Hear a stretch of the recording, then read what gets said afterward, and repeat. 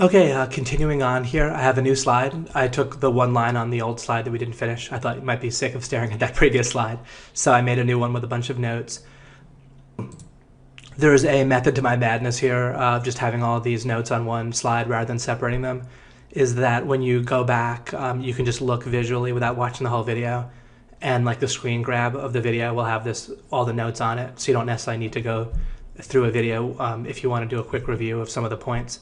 Of course, it may be very helpful to watch the whole series a few times, but it's helpful when you want to do it, not when you just want to find, or remember some points.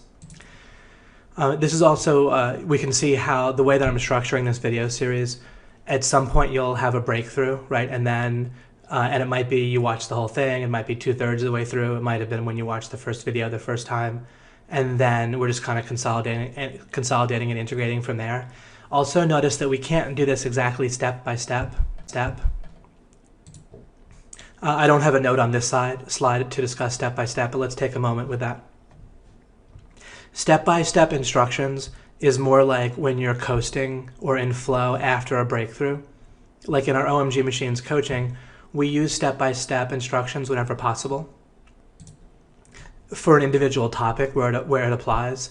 But overall, if you're trying to understand free traffic or master it, or how to do an online business in general, or how to get clients, or how to make sales on a website, there isn't a clear step-by-step, because again, step-by-step presumes the old model where you're just kind of walking through, checking off boxes, right, hitting milestones over like a linear distance, and that presumes no breakthrough is necessary. It presumes you can, again, just follow each step pretty easily without having to figure out things. And sometimes that's the case, and then in those cases, step-by-step works great. People want to be in flow. They want what happens after a breakthrough, right? We all want that. We all want step-by-step instructions if possible, and just to follow them and get a big, nice result. But that's the whole point of looking things in terms of a breakthrough model, this breakthrough and consolidating, is it's the only way to get to where you can actually be in flow and have good results while you're doing that. With this topic that we're talking about here, there's not really much of a step-by-step that I can give you. There's some places where I say, all right, here's the elements to a breakthrough, right? Or here's the steps to how you do it, right? When I said about you want to poke around to do reconnaissance, and then you want to organize your knowledge, and then you want to create a vehicle, and then you want to put your resources into things. But even that is only going to be particularly helpful after you understand, in order, those steps. Otherwise, each of the individual details is more just like a different angle on, or detail on helping you to get to a breakthrough or helping you to integrate. It's only after the breakthrough and a reasonable amount of consolidation that you can just be in flow and just go step by step easily. So that can explain why you see less step by step in the way that I teach than you might hope for, or that you might otherwise expect, or that you might think should be there, or whatever. But I get very good results with people ultimately with learning, and I understand it very well. And probably now you understand where I'm coming from with why you need to hit things from different angles. And imposing organization on that is just kind of an illusion.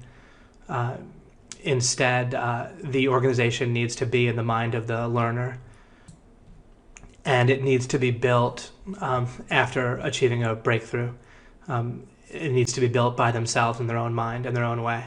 And it doesn't have to only be in your mind. You can write out things on paper and so forth, but there isn't some objective organization of details that can necessarily take place.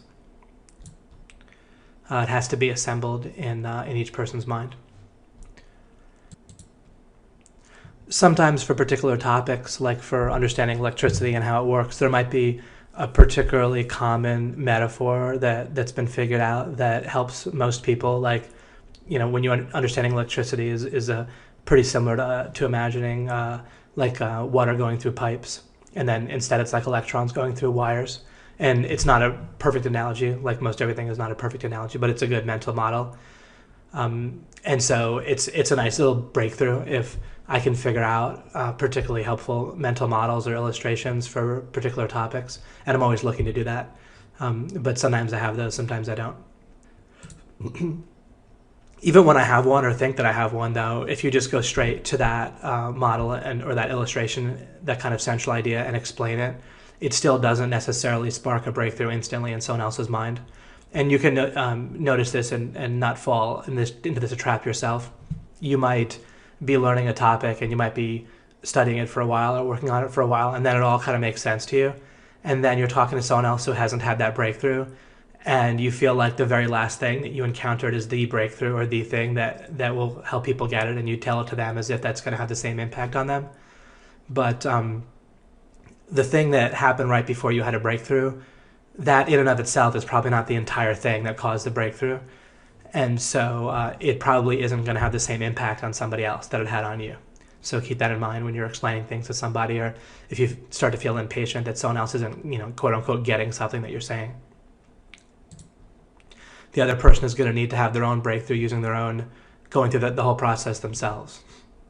And you can't really rush it. You can just most efficiently go for a breakthrough, and that is the equivalent in a good way of rushing it. That's the fastest you're going to do a breakthrough, is by embracing the breakthrough process, not rushing it further or being impatient or getting frustrated, because all you've done then is just get yourself into that previous checkbox linear mentality where you're trying to make forward progress and feeling frustrated about that. If you're ever feeling frustrated, almost certainly you're accidentally back into the old model of achievement and results getting. Okay, so let's get to what's here on the slide. First, I want to have a clarification. Someone emailed me a question and it was helpful. They said that, like in the examples I was giving in the videos, I would talk about that you want to do one breakthrough at a time, but then I also described in my own life how I might work on law of implication and then switch over to working on OMG machines for a bit to have a breakthrough or do something there, and then I might switch back. So how does that, how do I make sense out of that? So it is definitely correct that you can't always just work on one major breakthrough at a time. So for example, if you're trying to get married or have a happy marriage, then it isn't like you can stop everything else in your life in order to do that. Some things need to happen over a time period. And also, I put the word major breakthrough because on the way to a happy marriage, and I'm not implying here that you should be married in life or anything like that, but it's just kind of a common goal that a lot of people want. So I use it as an example. But on the way to like a full happy marriage, then there can be a bunch of individual breakthroughs and bottlenecks and thresholds that you have to figure out and jump over. Escape velocity regarding various things. Where you're understanding yourself, and there's various little individual breakthroughs in understanding yourself, and then in terms of understanding that specific person, and then in terms of understanding what you're looking for in terms of a romantic partner, and then in terms of how it's going to play out in practice throughout your relationship or over the short, medium, and long term. So what you want to do is, as much as it's fairly easy to do this once you just kind of realize that I'm not speaking in kind of particular grandiose or absolute terms when I say work on one thing at a time. At any one moment, you don't want to have your mind scattered. You want to be working on one particular issue at a time. And then also on any one particular day, particularly like in between when I'm going to sleep, then I try to have my mind working on just one kind of problem or thing that I'm trying to solve or dig into, or get escape velocity regarding, that sort of thing. I try to have it working on one thing like that at a time. But then, of course, like when I'm building OMG machines, there's just things that kind of unfold over time. So it's not like I can get everything planned out forever with OMG machines where there's no more bottlenecks or thresholds that have to be jumped over before I can get on to LOI, right, law of implication. And sometimes you kind of get other people started with something, and then they have to go take their time and do what they're doing, and you have to wait on that. And so again, just kind of use pretty obvious common sense once you just see it this way. So it's not, again, like you fully can only work on one thing at a time, like in kind of a major grand way. But another way to look at it is that external factors will dictate that you can't just keep working on one thing in your life until you solve it and ignore everything else. But for your own part, your own contribution to your choices and how you go about achievement, then you want to do your best to work on one thing at a time as much as reasonably possible. And even with something as kind of grand as trying to make a whole big personal romantic relationship that works very well, what I did was I coasted regarding my career for the most part for a little while I worked on that. And so, and even that's not entirely true. I mean, I got my magic strategy training business off the ground with Mike during the same time period where in the first year that I was meeting my wife-to-be before I got married. Although at that point I had broken through with the relationship itself. Let me skip over here to this line. It's the fourth line here. Breakthroughs can happen much earlier than results. So the result of actually getting married and starting to have that marriage unfold, that can be looked at as a result in general, but it was pretty much flow and downhill, or also some consolidating and so forth. I broke through pretty early with my understanding before I even met my wife-to-be, and then pretty early in us meeting with each other, it was pretty clear that everything was pretty great, and there wasn't going to be really much of a problem with us relating to each other and really just having a kind of a lifelong relationship. And so between whenever that breakthrough might have happened early on, and then there were some opportunities to consolidate. When I met my wife, she actually didn't live in this country at the time, and so I visited a few times before she came over here to live.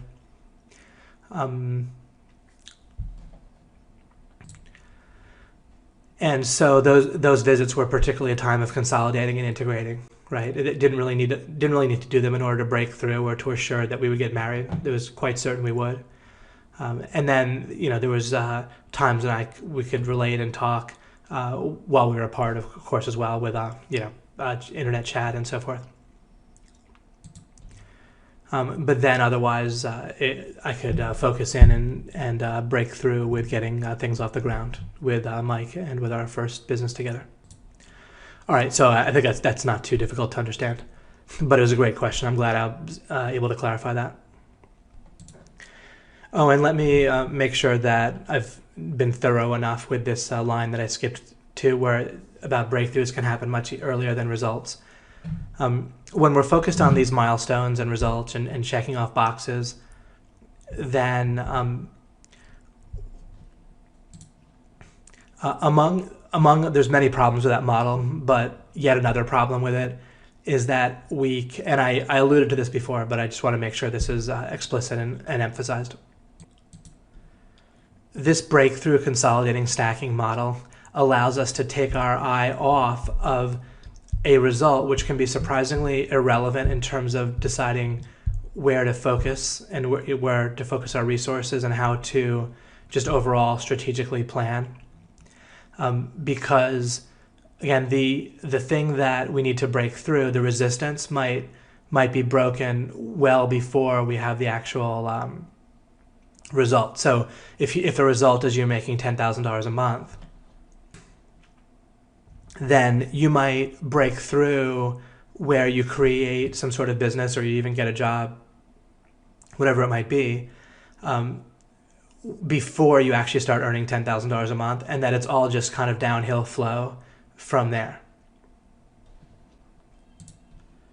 So if someone's overly focused on $10,000 a month, then it's like if you're focusing in the wrong place visually, it's harder to see where the real thing that you need to look at is like if you're playing a sport and you're focused in the wrong place, then you're not going to catch the important stuff going on. I'm no big football player, but let's say you're on defense and you are covering a receiver, like a long range receiver, wide receiver, and so forth. Then maybe you don't want to be watching the quarterback. Maybe you want to be watching the receiver, right? And if you were watching the quarterback, then you would have your eyes in the wrong place. And so something that would be obvious if you were looking in the right place is impossible to see because you're looking in the wrong place. So constantly people are looking at this result and trying to figure out how to get it. and then I'll be looking at the breakthrough, the bottleneck, the threshold that has to be overcome in order to get there. Not in order to get there, but in order to make it easy to get there, to where there's no more resistance to get there. And then I don't really need to be smart after that. It's just dead obvious if I'm looking in the right place. It's just I look and there it is, and I know what resources I need to spend, what's important, and what to do, and so forth. And it'll look sort of brilliant to other people, like, wow, how'd you figure that out, or how'd you realize that? But I was just looking in a certain place. It wasn't that my eyes were so sharp, it was just that I was looking in the right place. So as you start to do this more and more, you effectively behave or come across or get the results as if you're particularly brilliant, without necessarily being more brilliant in the sense, if we're comparing brilliance to having terrific eyesight, you don't need great eyesight, you just need to look in the right place. I think every once in a while there's these kind of business breakthrough, these business books where there's like this whole new amazing system. I don't know, Six Sigma might be something like this. I don't really know exactly what it is. I think I heard about it, but it would maybe so obvious that I couldn't quite get what the point was, or else maybe it was smart. I haven't really looked at it that closely. But there'll be these business books, and they'll really work. Like, these people will be these consultants, and they'll get these incredible results, and all they're doing is this. And in essence, that's great, except for we want to have the whole model. We don't just, as I've mentioned before, sometimes people will just discover one little tiny aspect of what we cover in law of implication, and they could become a whole big, huge, successful guru or consultant or something just based on that one thing. So any kind of business efficiency or management model that gets you to focus on, or gets the manager to, or the assembly line planner or whatever, to focus on breakthroughs and bottlenecks and thresholds, and then integrating and consolidating, they're all of a sudden going to get a massive increase in efficiency. Even with like sales training, if you just take your sales staff and have them focus on what really is going to cause the breakthrough. Oh, that's another great example of breakthroughs can happen much earlier than results. If the result is a sale, then the thing that makes the sale inevitable might happen far before that, right? There might be a moment when the potential customer feels like, oh, this person like gets me, or they're on my side, right? Or they're like an us, not a them. And then also, if you also broke through in a different way, if there's also kind of no resistance regarding your product, if your offer is good, if it's something that they want, and they feel like you're on their side and you care, then the sale is going to be a joke, right? Super easy. But time-wise, it might happen at a later date, or even 5 or 10 minutes later. And so if people realize they need to just focus on understanding their offer and making sure that they understand the customer and where they're coming from, or understand that they want to be categorized as being on the customer side or the potential customer side, and being an us rather than a them. And they don't need to fake that, by the way. I mean, they can really view life that way, and it can be real. I don't necessarily mean this is like a fake sales technique at all. But if that's all you have to focus on, it could be particularly easy. So then the breakthrough happens, and you don't have to be some particularly great salesman in some other sense, but effectively you can be a great salesman because you just know what to focus on in order to have the breakthrough. And brains by default aren't going to pick this up, because what a brain does by default, the way that it acts, is when there's a desired result, that it's going to look around in terms of space and time. You might have heard me talk about this at plenty of other places, because it's such a common way that our brain operates. It's so central to understanding our brains and other people's brains. When there is either an expected result, like a result that's wanted, if it happens, or if there's an unexpected problem, your brain's going to do something similar. It's going to look around for what's the kind of unique, obvious thing that's close in space and or time, right? What's the closest, most unique, like pretty obvious cause in the environment. And so the way our brains will work is whatever happened kind of right before the sale, that's what it's going to feel like is important.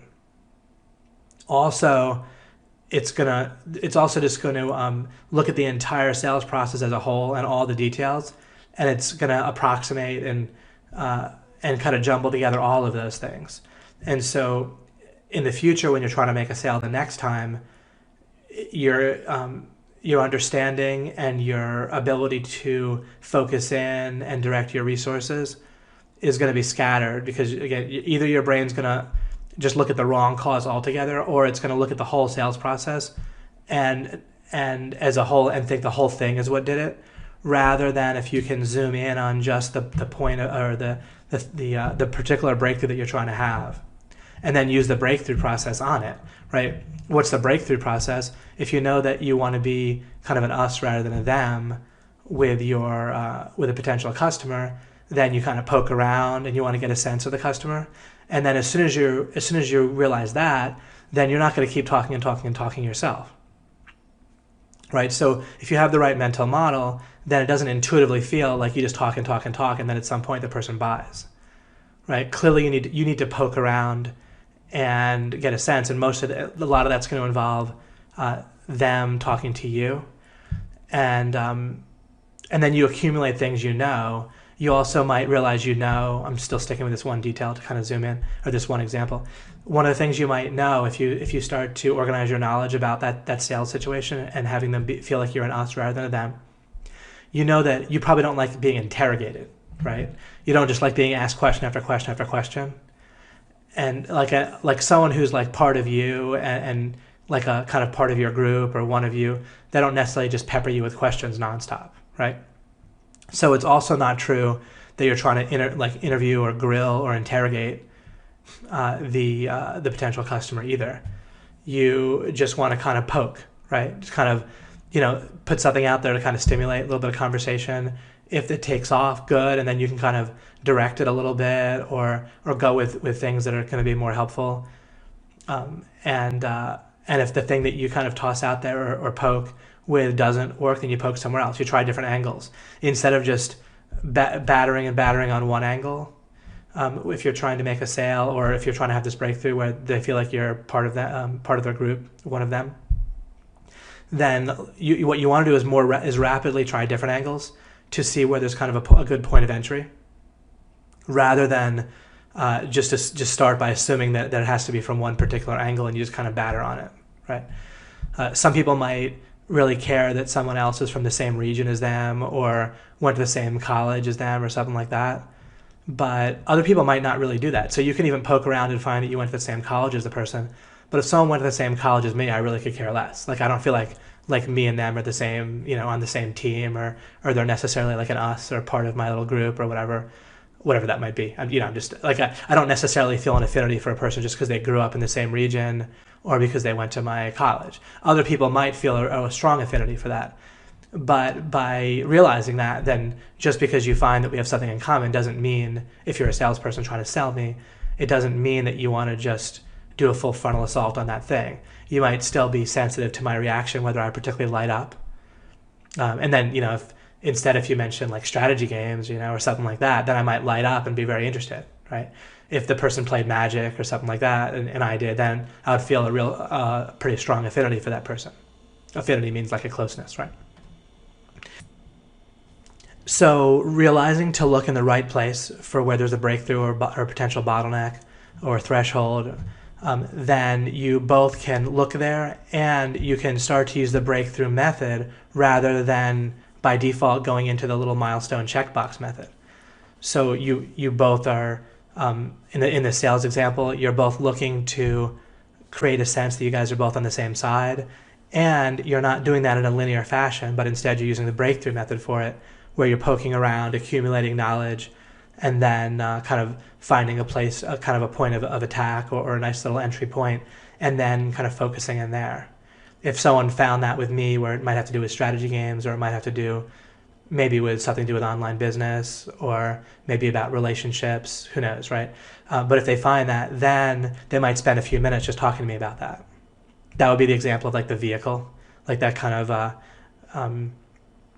of thing they're using to push through or create, where now we have that kind of common ground and they're kind of building it out until it's big enough and solid enough that it kind of breaks through, and I feel like, yeah, this guy is like one of me, on my side, part of my group. And then continuing with the breakthrough consolidation method, once a salesperson has broken through with me in that way, then they would want to integrate and consolidate by probably referring to that later, right? Referring back to that common ground that we've built between us. One other thing that a salesperson selling to me might realize is that, look, I'm just trying to understand what the product is. I'm not trying to jump to a conclusion about whether I want it yet. Whereas that's a different way of operating than plenty of other people who are constantly have kind of a rating for how much they want the product at any one time, and they keep moving that rating depending on the next thing that they hear from the salesman. But I just want to understand, and when I'm asking questions, I don't really want like a long kind of a sales presentation about my question that I have. I more just directly want the answer because I'm just trying to accumulate understanding. I'm not busy judging. If they were to figure that out, then they could sell me a lot better. Often salespeople don't figure that out, and it's a bit tedious for me. And it makes it much harder for them to make the sale. For other people who operate differently, which is it's more the default way to do things, is that they're constantly judging a product during the sales presentation, and they kind of have a little bit simplistically, but it helps you picture what I'm saying. It's like they have kind of a rating on a scale of 1 to 10 of how much they want to buy the product, and they're constantly adjusting that numerical rating up and down based on the next thing that they hear. And so if you notice that, that's often how people are operating. So if you're talking to someone in a sales kind of way, and this isn't only if you're selling, there's often instances where you're trying to persuade somebody in normal life where you're not in business. But either way, it's good to be aware that your listener is often constantly judging and moving that little meter. They're successfully approximating to a sort of number or to see whether they want to buy. And in that case, if they ask a question, you want to get a sense of what answer they're looking for. Like I'm looking to just know what the correct answer is, but often, like in other words, I typically when I ask a question about a product or something, I don't necessarily have a right or wrong answer already in my mind. Again, when I'm building understanding, if I've already decided what the right or the wrong answer is, that's going to get in the way of me understanding typically. But other people, it's much more common for someone to have a right or wrong answer in their mind ahead of time when they ask a question, and it might be wise to try to figure out what their answer is that they have in mind before you answer the question. Okay, let's move on to what I have here on the second line of these notes. And this won't really make sense just reading it. It's some notes for myself, and then it'll make sense to you once I talk about it in terms of what the words mean. All right, and this is a pretty important line, by the way. So the three terms I have written here, I have importance, and then I have resource management, and then I have people. I'll start with the last word first. I put the word people here because although people have resources and can provide you with resources, they have resources like money and their own efforts, like physical efforts that they might do with their hands or talking or typing, doing something on the computer. And they also, they have their own time and creativity and thoughts.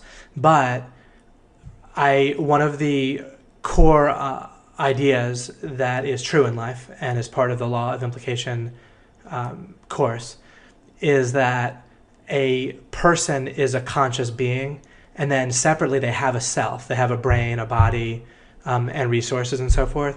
So that distinction is critical for me and for you to the extent that you get it. And so I don't treat a person in the sense of a conscious being as a resource. So I treat their resources as resources, right? I understand that people have resources that I might benefit from or that I might trade with them for. But so I treat their self, like their money, their brain, their efforts, whatever, their potential efforts, as a potential resource. But I don't treat them as a conscious person or being as a resource.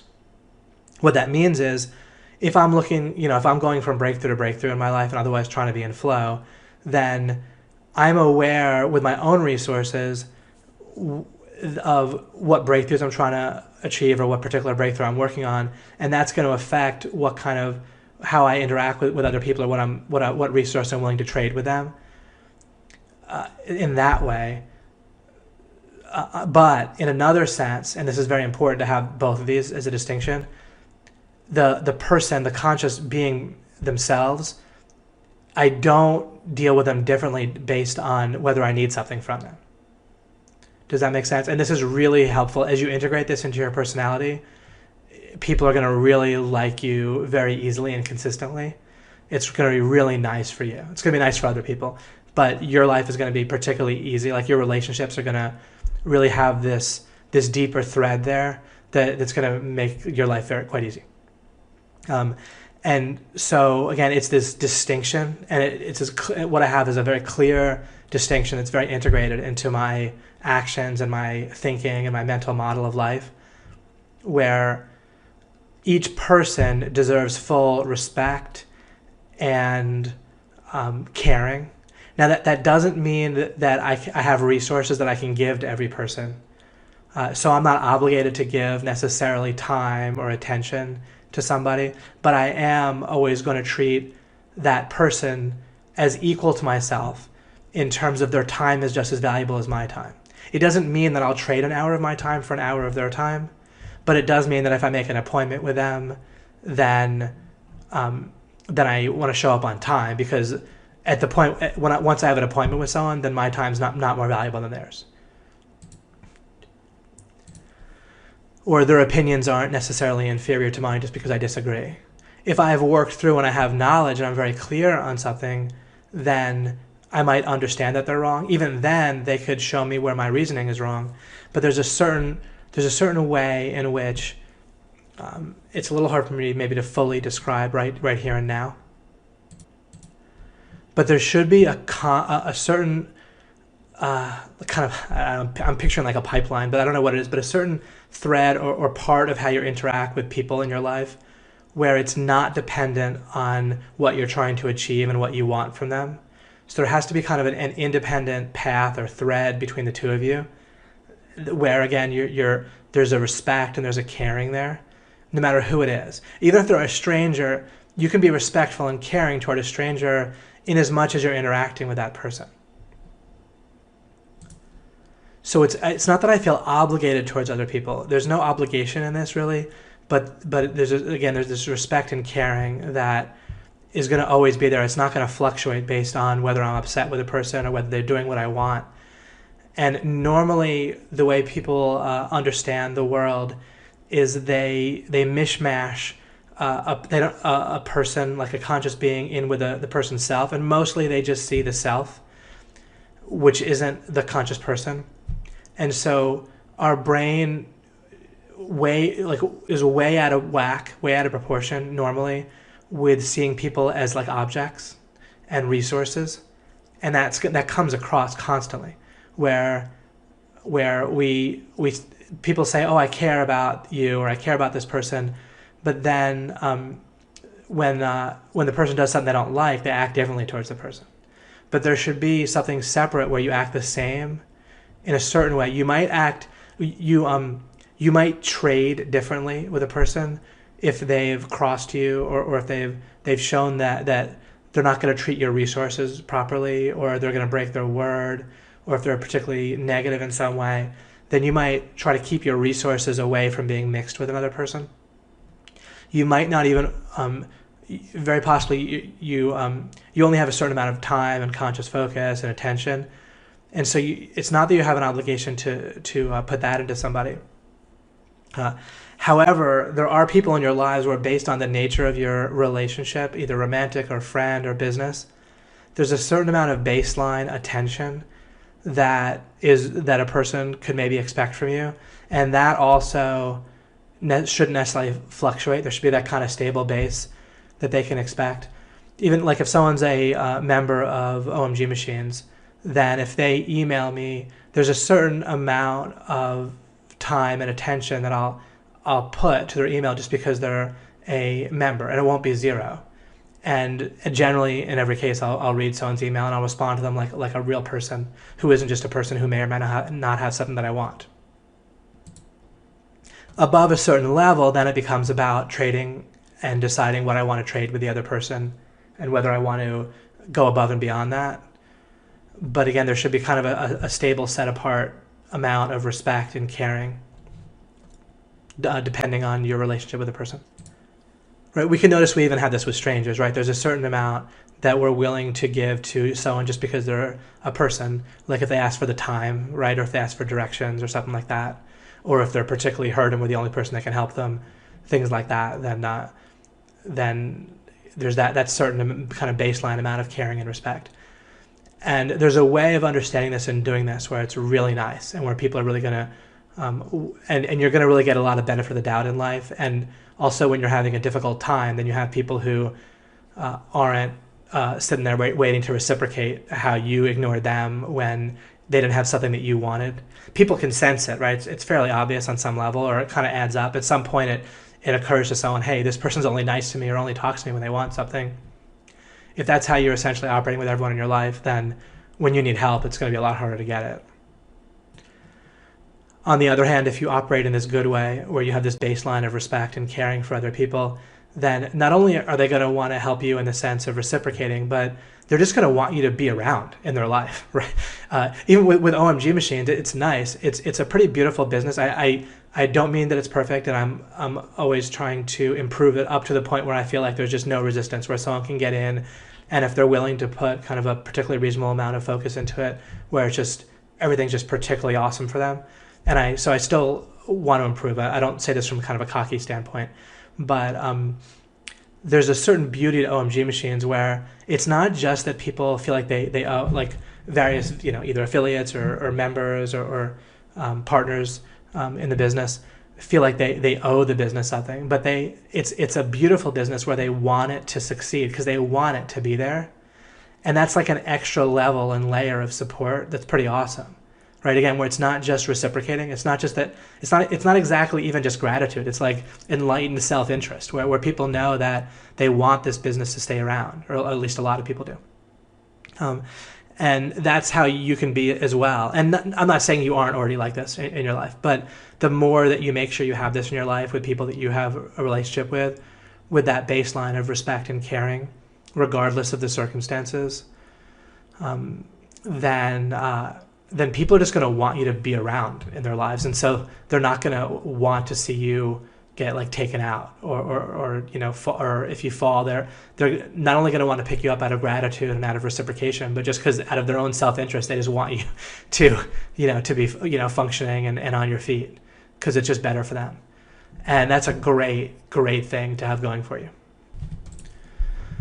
I was about to be done with this, but I just had a couple of quick examples and useful details that are going to come up for you probably that'll further help to consolidate and integrate this. So in a business or personal or any relationship, one part of that caring and respect baseline can be that before you kind of like turn on someone or get upset at somebody, you make sure that you understand what they really said, right? Or what they really meant to do, or why they performed some action. It's weirdly common for people to jump to a conclusion way too quickly, where there's not that baseline of respect, where they at least clarify and seek to understand what just happened, or give you a chance to realize you were wrong and apologize and try to make it right. And so that's one way to operate, to do this, that I'm talking about, where you have this kind of baseline of respect, regardless of respect and caring, regardless of the situation, no matter what's going on. One of the things is that baseline where you're not going to just turn on a person until you seek to understand for a reasonable amount of kind of time and focus first. If you operate that way, you'll also encourage other people around you to operate that way. And if you can surround yourself with people who are going to do that with you as well, you're going to be so happily off, right? Because you're not going to be one misunderstanding away from falling off a cliff with that person. And it's sad, but that is often how people's lives are and how people operate with each other. Is there like one misunderstanding away where there's not even a chance to clear up the misunderstanding? It's just like DEFCON. I used to say 5, but I guess DEFCON 1 is actually the biggest, the highest alert or whatever. People just kind of fly into a rage or get upset too quickly. Another example is, which is actually a little bit similar, is like either withholding communication or withholding intimacy withholding communication, like in a business relationship where you you don't answer the phone for someone that you normally would with the relationship that you have. It's okay if you exit the current relationship, business relationship, or trade, or current agreement or contract. That one thing you can do is complete on a particular agreement or contract and then not enter kind of a new, not like take the relationship or the business partnership to a new level or with a new project. That's fine, but in a current project, you probably want to round it out, even if someone's difficult or it's someone that you don't want to trade with much in the future. A good way of operating is you almost certainly would want to complete on that particular project. If someone's an ally, then a baseline of respect is that you honor the alliance and that you don't need to check. And if you kind of put like a check in between whether you feel like honoring the alliance that time, then people are going to realize that, and it's going to break. It's going to not be an example of having this kind of basic threshold of or baseline of caring and respect. So if we have someone where they're an ally and they promote us, then I'll generally find a way to promote their product without saying, "Oh, send it to me, and if it's good enough, I'll promote it." Now, if they kind of particularly keep coming out with bad products, or particularly if they don't if they don't promote us back in the future, then I might not continue to operate as an ally with that person. They might be dropping the alliance themselves. So I don't mean that I maintain an alliance when the other person isn't, but if the alliance is currently operating, then I'm not going to treat the person at arm's length where they're not really necessarily an ally, and I have to judge their product. Now, what do I do then if the product isn't very good? I'll just find a way to promote it in a way that I'm not misleading the people that I'm promoting it to. Either we make a bonus and sell the bonus, or we talk about how the person themselves is a good person who has done good things in the past, or we just can say, here's what the product offer is, and you can judge for yourself, or something like that. But I'll find the best way I can do it within what the reality kind of constrains. And plenty of times the product will be genuinely good. Most of my allies are people that genuinely make good products anyway. So in a romantic relationship, you don't want to withhold intimacy based on what's happened recently. You want to have a baseline of that, because that's what a romantic relationship, that's part of what it is. It's an easy proof for it. You're not supposed to be intimate with other people generally, right? Like, let's say you're in a one-on-one relationship or a marriage, then you can't go outside of the marriage to have intimacy. And so intimacy is part of that relationship. It's part of the baseline. So you don't withhold it or mess with it, no matter what else is going on. And then same thing with like affection, and same thing if a person generally offers to make up or de-escalate or seek understanding, then I'll pretty much always reciprocate, unless they've really been deceptive in the past, right? Then that, like, if I think that if they're not actually doing that, but they're fully just tricking me, then that's one thing. But otherwise, part of my baseline with people is they'll always have a space with me, again, unless they've just proven to be just a particularly poisonous person where I just need to be away from them. But then the relationship itself is ended. Do you see? If I'm in a relationship in the first place, then people are always going to have an opening with me to be able to talk, like as rational people, and to seek understanding and to see if we can de-escalate and work through the misunderstanding. And maybe we come to understand that we just want to be totally apart, and that's okay, but at least they have that opening and we can, figure it out. So that right there, to the extent that you're not perfectly doing that, will be an amazing transformation of your life. It's going to be really terrific. And remember that however you act, you're automatically encouraging and affecting, and you're like a vector to affect other people to act that way too. It isn't, it's just a vector, so it might not fully get the result, right? You can have wind blowing in a particular direction, but a vehicle can move against that direction, or like a plane. So just because you're acting a certain way doesn't guarantee that other people in your life will act the same way, but it does actually guarantee that you'll be influencing them to act in that way, right? So it's more likely, and you're swaying them. And to the extent that it can be a bit of a continuum, then they'll move more on the continuum to closer to the better way of acting, or the worst way of acting. If you're acting in a non-adaptive, bad way, then you're going to be bringing out the worst in other people as well. As a bit of a clue, if you constantly are coming to the conclusion that other people are bad, or some version of bad, lazy, uncaring, etc., it's pretty likely that there's something in you that is operating that way. It's not just that you're projecting; you could actually be influencing, and you could be attracting. So between influencing other people, bringing out the worst in what's already there, between attracting, and you might not even be attracting negative people, but you might just be repulsing better people, and then the only people that are left is the worst people, and you want to have someone in your life, and so that's the only pool you can pick from, right? So be very aware of that.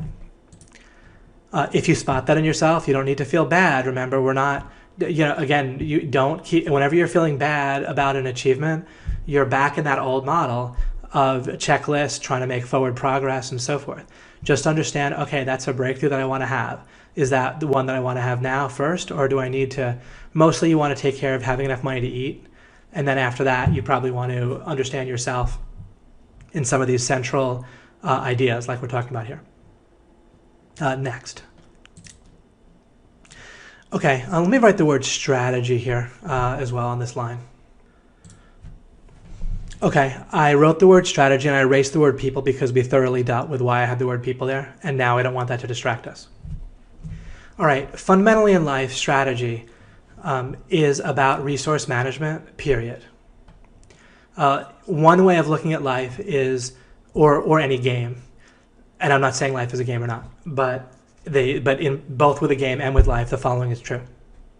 There's some purpose, and then you have some resources, and you're trying to, and your resources are going to be limited. And so you're trying to use your limited resources in a way that are most effectively get you to your purpose. All right, I just summarized life for you from one angle. There's various other angles to understand life, but that is kind of a full and complete way of understanding life. Again, it's not all of the angles, but it's a full and complete expression of one angle. There's a purpose, so I'll put purpose in here as one more word. And I might point out that if you get your purpose wrong, so just making up a purpose and getting it wrong is pretty bad, because then you're going to be looking in the wrong place for all of your resource management and so forth. On the way to a purpose, you have these kind of little individual breakthroughs or goals or results that and those are different meanings, but they're all kind of applicable to what I'm talking about here, that will either get you to your purpose, or you thought that they were going to get you to your purpose. Now, this breakthrough model in general and consolidating is going to help you to look in the right place for where you can divert your resources, right? In order to get to where you're trying to get to. If you've heard me in the past, then you know that one of the core concepts in the law of implication is that the purpose of your existence is that you're trying to have maximum conscious happiness. Conscious happiness it's redundant, but it's not redundant in the sense that people are confused about what happiness means. But without getting too much into it, you're trying to have maximum net happiness, which is not quite the same as goal achievement. But you're trying to have maximum net actual happiness that you feel, that you experience, not just that you theoretically have based on what your brain tells you you're happy or something like that, but however you're feeling. If you want to feel as good as possible over the course of your entire existence. And because we're all connected, and however you get to the fact that we're connected, one simple way is if you imagine that you just care about God in addition to yourself, then God is aware of how everyone else feels, and so God wants everyone to feel maximally good, not just now, but over the course of their entire existence. And so God will necessarily feel basically happier, to kind of put it kind of simply, based on other people being happier.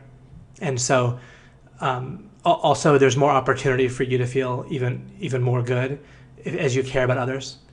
Whereas if you want others to suffer, then the only way you can kind of really identify with that is feeling the suffering yourself. and so you reach kind of this negative diminishing returns, or not even, but kind of a negative spiral if you want other people to be hurt. So you want maximum net happiness for yourself and for everybody else. That is your purpose. That's the only thing that matters. And notice that unlike other goals or results, if you achieve what I just said, you're necessarily happy. There isn't some next step that you then go from there. So that does pinpoint where you actually want to get to, because if you get there, you can just stand there. And you don't need to feel happy about it. You will actually feel happy, right? So there's no flaw to that. That works. So there's your purpose, nothing else. Some people might say, oh, my purpose is to serve God or something like that. And that is more of either a breakthrough or an intermediary step, or you could think of it as logically connected if you understand it properly, where it logically might amount to the same thing as net happiness for yourself and everybody else, maximum net happiness for yourself and everybody else. But at least you should as also understand at least what I just said about the maximum happiness. And then that can keep you from getting confused about anything else.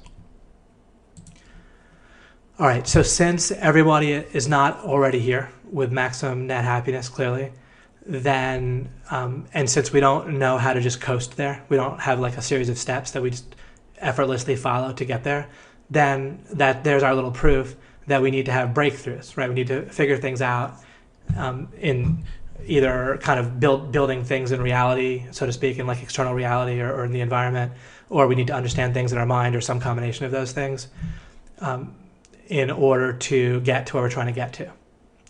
There's no distance that we're trying to travel, right? We're not like 20 miles away or 10 years away from max net happiness.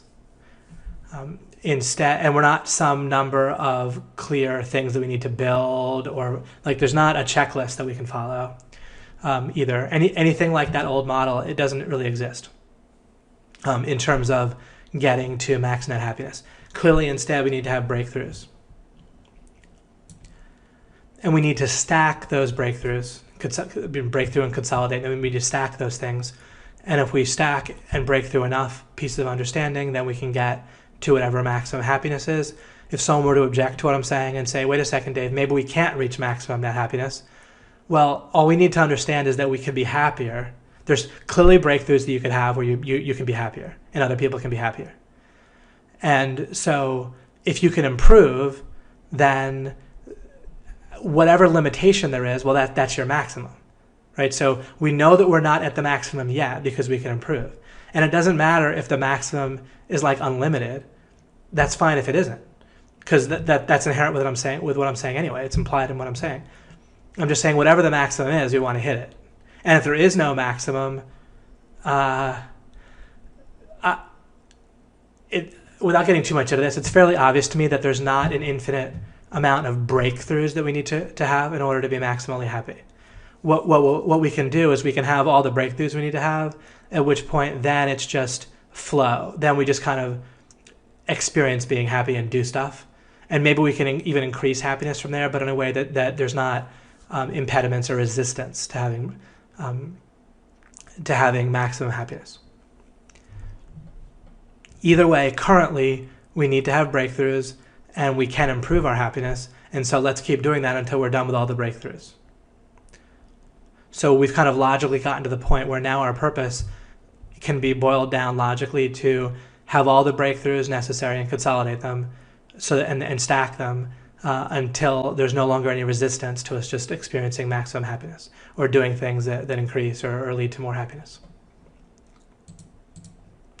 So there's your life in a nutshell. Now, and to continue with that, you have a limited amount of resources. Whatever it is, you're not all-knowing and all-powerful. But neither do you have no resources, right? You have some amount of money, perhaps, but you have you have your brain that works for you even while you're sleeping.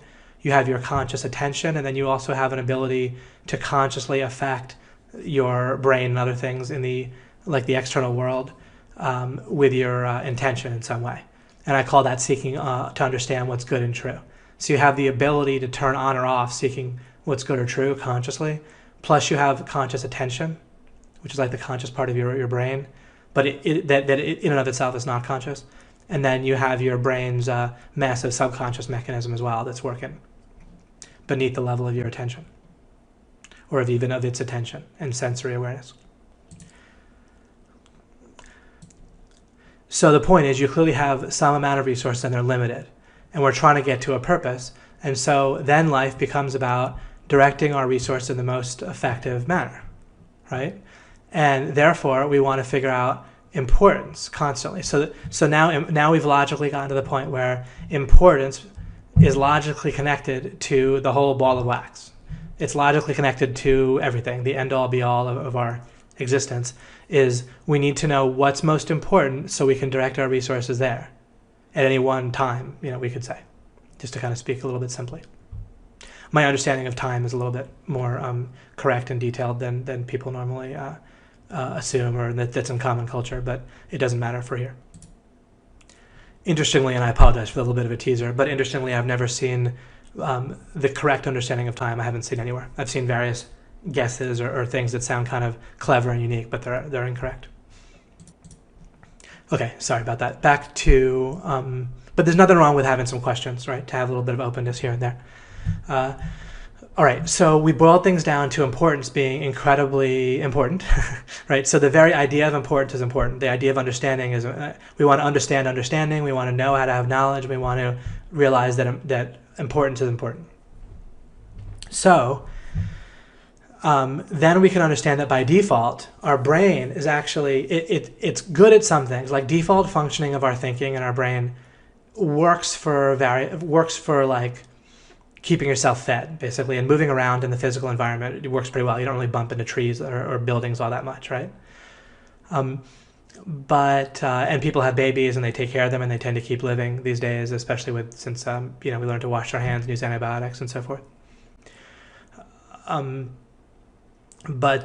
default thinking works particularly close to perfectly in some areas, but it works particularly badly in other areas, and it works horribly when it comes to deciding to figure out what's actually important. And I don't just mean important in some philosophical sense. I mean in a very clear sense.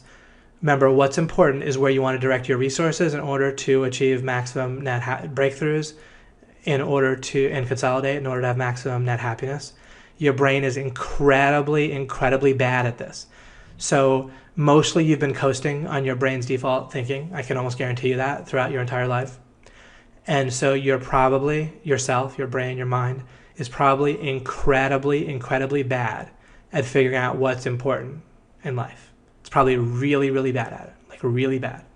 Okay, so you might feel like you're doing a pretty good job in life for other reasons, and you very well may be. I'm not being critical of you. But when it comes to importance, you're probably wildly off until you get your thinking straight. Let me add another couple of words onto this line here. And I'm going to write norms and standards. All right, norms and standards are basically synonyms. I just put both words so it's kind of easier to see. The way, and I'm about to tell you something fairly quickly, but I'm about to tell you something that if you may have heard me say it, I've talked about it in my standalone series recently, but if you haven't heard me say it, or even if you have, this is exceptionally important, and it's another one of those things where if you get it, you're going to have an incredible jump in the quality of your life and in the effectiveness of your life. Your brain, by default, is organized not so much around survival, per se, and not so much around various other things that people think, like superiority or keeping. And so, well, it'll turn out that is the case, but with superiority. But it's not. That doesn't exactly catch what it is, or keeping up with the Joneses and so forth. Specifically, our brain is organized. You don't really have a lot of instincts as a human. What you have is your brain goes out in various topics or categories in life, and it tries to figure out what's normal, what's the standard, what are your peers doing, or what's the trend, or what's the way it normally happens, all right? And then it either tries to be equal to that standard or some amount above that standard or below that standard. But even if you're trying to be above or below the standard, it's still relative to the norm or the standard. So if it comes to a simple way to illustrate what I'm saying is when it comes to money, your mind goes out and figures out what your peer group is, which may have changed when you entered OMG machines or after you've been here a few months.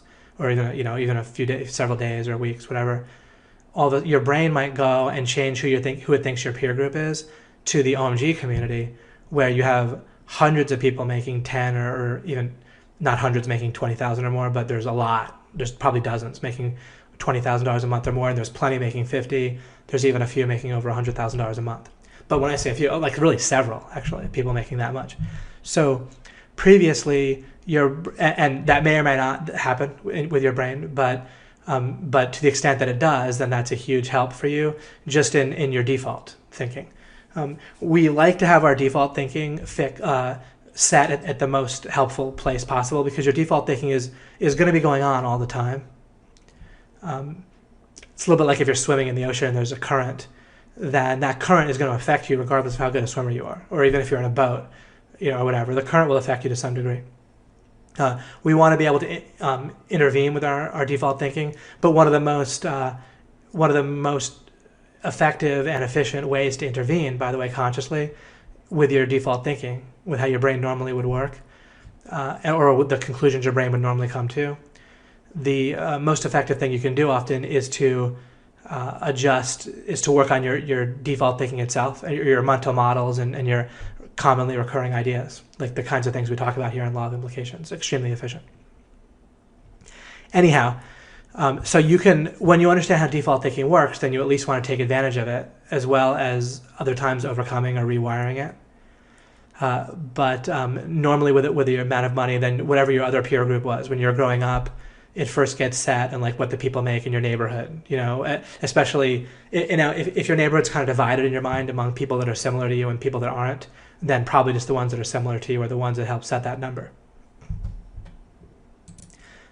And then based on other messages you got from your parents or society, or maybe just kind of your personality predisposition that you're born with, however it happens, you may feel like being particularly superior to that, or that you might just want to, like, as long as you don't make like less than half of that number, you might feel okay, just depending on your particular personality. But even if you need to be significantly superior, then you're still, if that number is 50,000 as the default, if you can feel very superior to 100, right? So it's still set per year. Which I don't, and I don't have any number in mind about what's worthy of respect, by the way, in terms of what somebody makes. So my nose, when I chuckled there, I was chuckling not at that's a small amount of money at all. I don't think it is. I don't have a judgment on how much money is a small or large amount to make. But I was chuckling because it's funny how in OMG machines, I have to clarify. That's what's funny. Like normally in normal life, you wouldn't have to clarify when you talk about $50,000 or $100,000, then everyone knows that's per year. In OMG, we don't know that that's per year. But anyway, even if you want to be far superior to your peer group and then the number gets set at $100,000 a year, then notice that it's still set relative to that standard or norm. It's double it, but it's still based upon it. That's why I'm not a big fan of private school, sending your kid to private school, or public school. But private school isn't much better because it's just trying to be a little bit superior to government school. But the government school sets the standard so terribly low, not even low, but so horribly negative and damaging to a child's psyche, where it's just terribly, basically abusive. Although you can't do much better by homeschooling your child unless you have your own ideas straight. So it might be perfectly fine to send your child to school unless you understand a number of good ideas. But this whole norms and standards thing gets even more reinforced and beaten into them in school. But anyway, I was using an illustration where private schools, they're still based around the norm or the standard of public schools. So they still have a tremendous amount of terrible and bad ideas.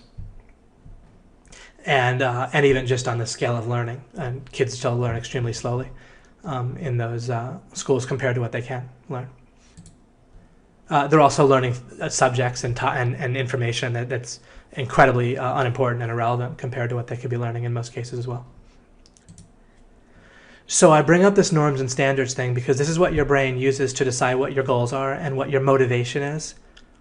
If you're procrastinating, part of this. If you feel like you're not motivated, then it generally it's going to have to do with a goal set regarding a norm and standard, and you feel like you've hit it. So what's the big deal?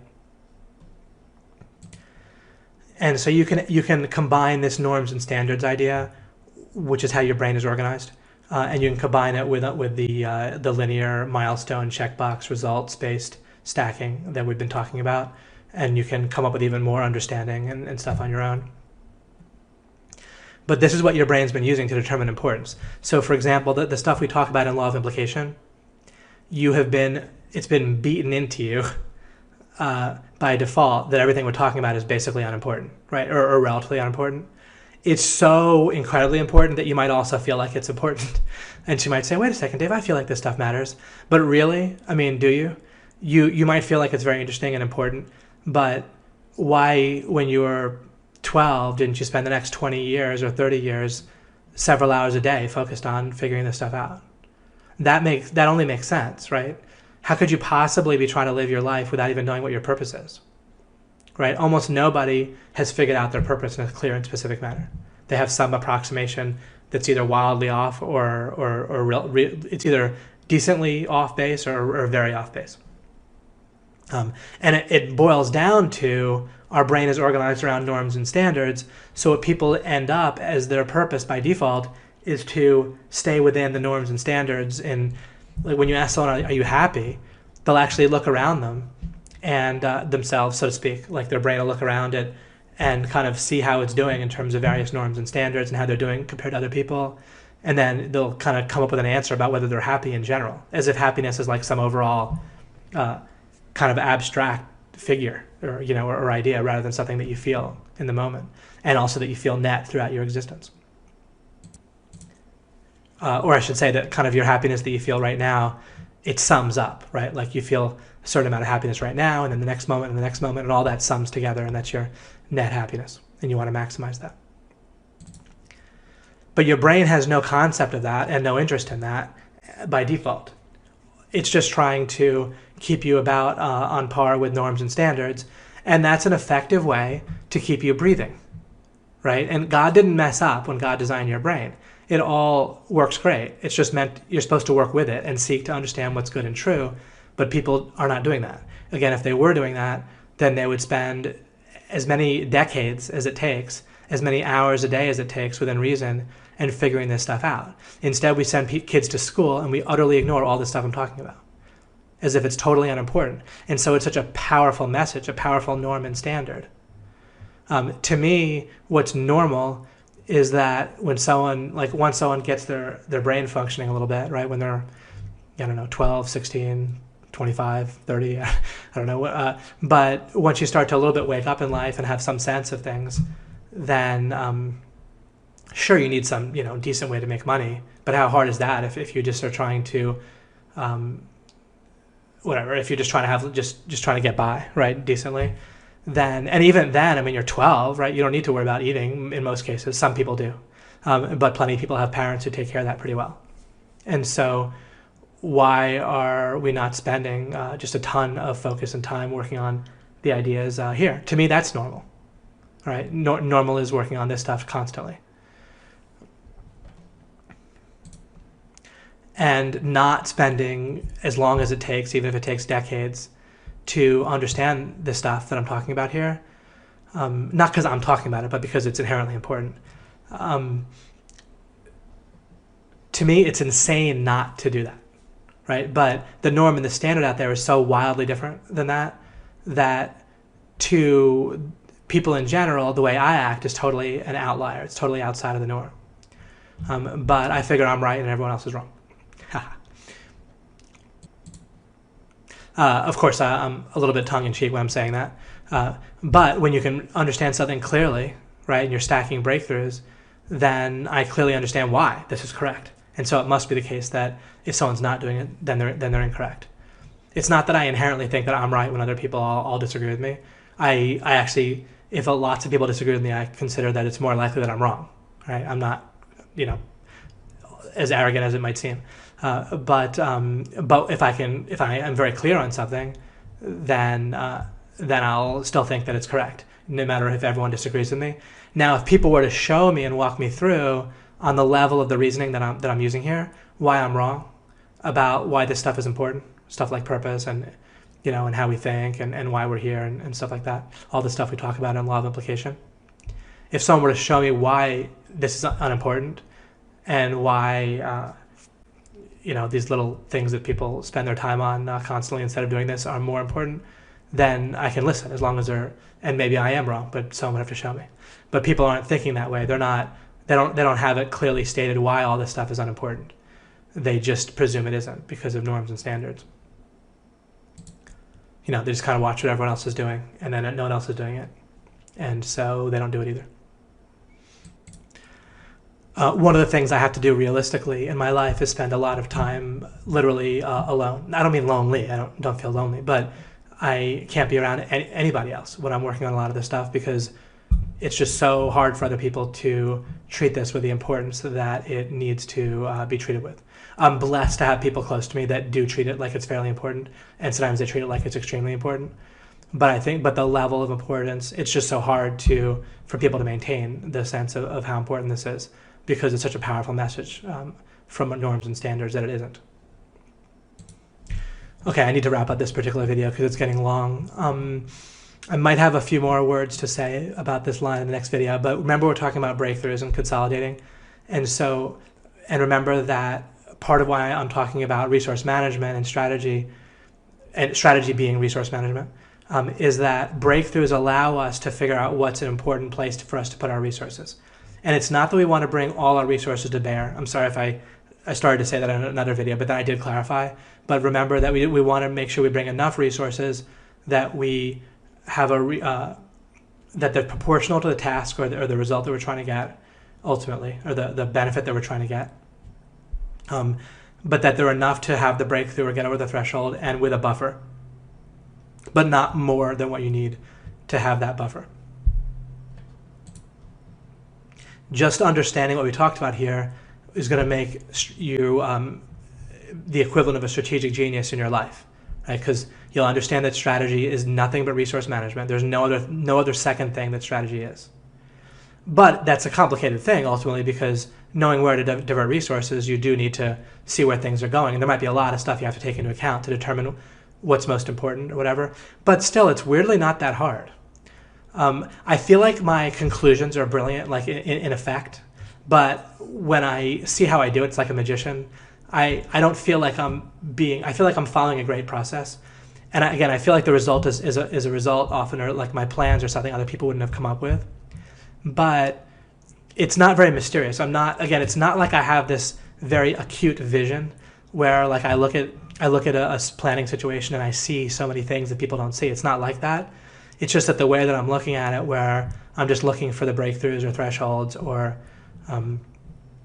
bottlenecks or places where it could be deadfalls, and spending resources just based on that, then everything just becomes quite easy. And people think that I planned ahead to such a degree, and then I saw so many details and I assimilated them, and I saw this coming and I saw that coming, and it's normally not like that at all. Where I wouldn't have thought of nearly all the things that actually ended up happening, but I ended up making plans that worked out perfectly given all the things that ended up happening, because I focused in this way. And yet again, I didn't have to see all these things. It wasn't brilliant in that way that I saw all these possibilities and integrated them and all that stuff. People think that's what I'm doing. Maybe I shouldn't let the cat out of the bag and tell people that I'm not doing that. But again, I'm really not, and you don't need to either. It just all becomes so simple if we have this kind of core mental model. All right, I will end this video here and continue in the next one.